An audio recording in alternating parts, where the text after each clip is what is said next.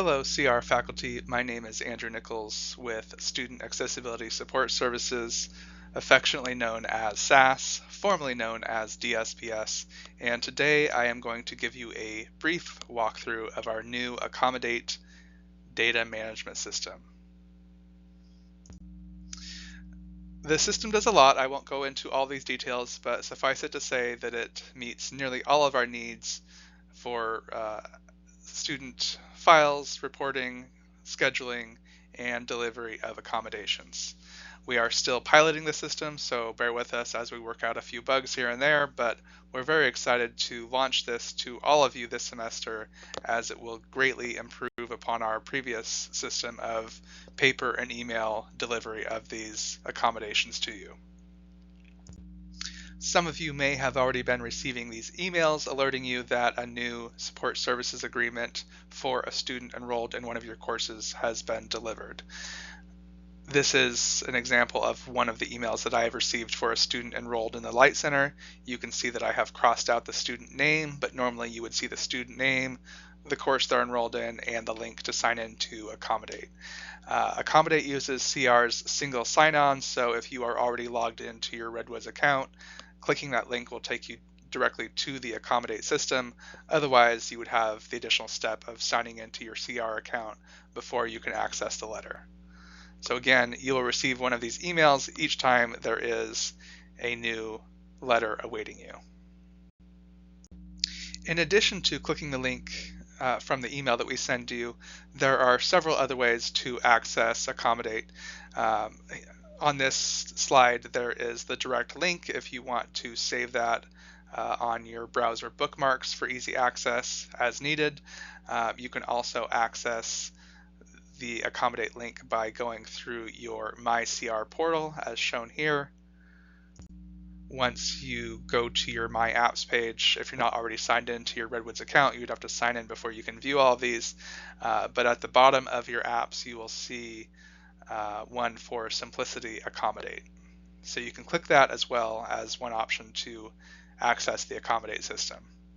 There's also a link to Accommodate on the SAS website, but that seems like a less efficient way to navigate there, so I didn't include a slide on that. Hopefully between all these options, you will have an easy way to access the system.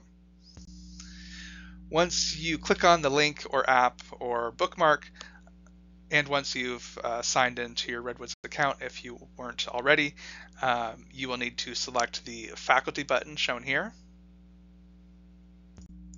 And then from that page, it'll show you your custom page, your faculty portal that shows your courses and the students in your courses with accommodations.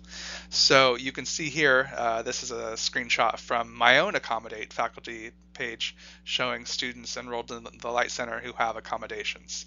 Normally you would see student names listed right above the sent date, but I have deleted those for privacy. You can click on the review button to the right to view that letter, and it'll pop up with this letter format, which is very different from what you're used to. We no longer have the old Adobe forms that had every possible accommodation through SAS listed. Now these letters only show you the accommodations that have been approved for the student in question. Hopefully this is clear, so you're not having to determine which accommodations apply to that student. Only the things listed here are applicable. Down at the bottom of this letter, here's a picture of the bottom of it, there is a spot for you to sign acknowledging receipt of the letter. If you don't sign this, no worries. Accommodate actually shows us if you've logged in and viewed the letter, so it's fine if you don't sign, but when you sign it, it does clear up that home page for you so that when you log into Accommodate, it doesn't have those notifications at the top that you have new letters to review. So sign or not, that's entirely up to you. You can even just initial whatever you put in the box. It'll accept that you have acknowledged receipt of this letter. And you can see on this page, so now we're back to the home page of your faculty portal. Now that I have reviewed and signed off on all of those SSA letters, they no longer appear at the top of my news feed, and now it just shows the generic instructions for using Accommodate, which hopefully will still be useful for you. You can still access those accommodation letters by clicking on the link on the sidebar that says Accommodation Letters, and that will show you a list of all of the letters that are available to you for this semester, even if you've already signed them. So the homepage is kind of your announcements of new ones to view. This accommodation letters section will show you all of them. Again, I have crossed out the student names, but normally there would be a name listed right under the support services agreement field. You can click on that field. In the system, it's a live button. You can click on that to go back and view the letter again. A really cool feature of Accommodate that we like is, I assume many of you over the years have had trouble with keeping track of all of the accommodation letters you've received from us and which ones go with which course.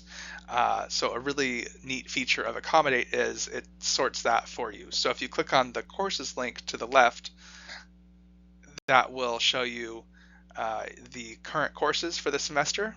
So you can click on whichever course you want to view.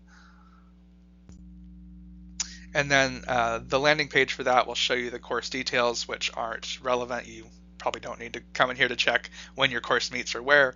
But under the Enrolled Students tab, which is the next tab over as depicted in the red circle here, that will show you all of the students in that given course who have accommodations. So to see a better view of this, and again, these are all fake students, so no worries on privacy. This shows you all of the students in whichever section you're looking at who have accommodations. So I enjoy that as a nice little cheat sheet for not having to review the letters, but just a simplified version of the accommodations only. So hopefully that's helpful for you.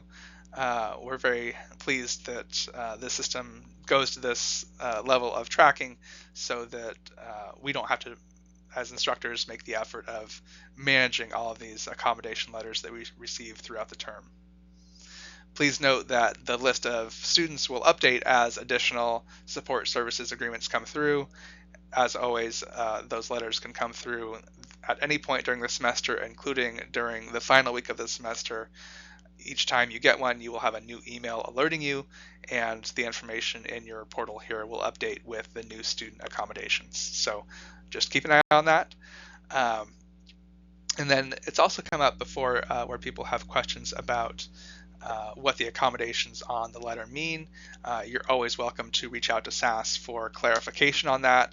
But in the resources section of Accommodate, as accessed through the sidebar, the resources section has a copy of the current SAS handbook.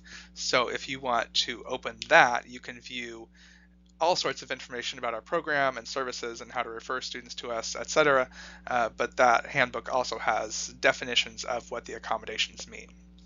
If you still have questions about the accommodations or how to implement them, or if you have any concerns about them, or additional questions about Accommodate, what have you, reach out to SAS for additional information. We are always happy to communicate with you about what those accommodations mean and what the best practices are.